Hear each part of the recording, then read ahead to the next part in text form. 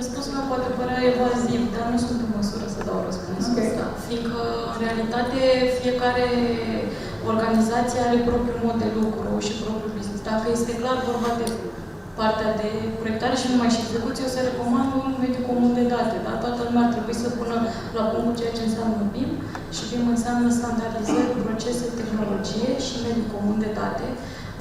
În curând va fi un mod de lucru care sperăm noi zona de achiziții publice să-l aibă integrat și dacă va fi bine legiferat, va fi și echitabil pentru toți participanții în zona de achiziții publice.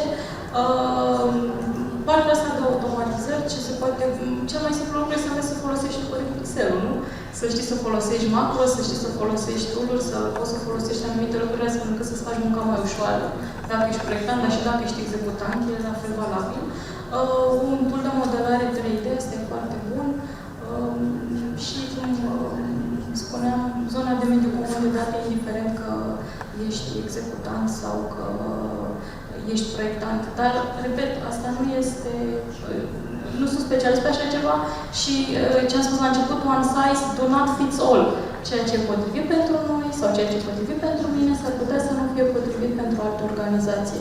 Trebuie, recomandarea mea ar fi ca fiecare dintre dumneavoastră, când vă duceți acasă, ca să zic așa, la dumneavoastră în organizație, să vă luați oamenii care aveți încredere și să vă uitați în fiecare birou, doamne, cum facem noi treaba? Ok, și unde am putea, ce consumă cel mai mult timp și unde am putea să facem un pic mai bine.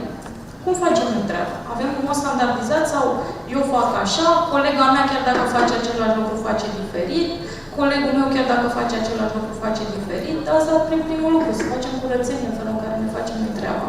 Și de-abia după aceea ne putem uita la tot. Dar să digitalizeze. Cum vor, cu ce procese, dar să digitalizeze. Trebuie să fie ceva potrivit pentru ei. Care să funcționeze la loc, nu doar acum.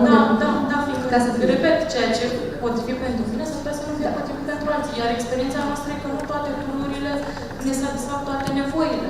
Noi avem foarte multe zone în care am făcut dezvoltări.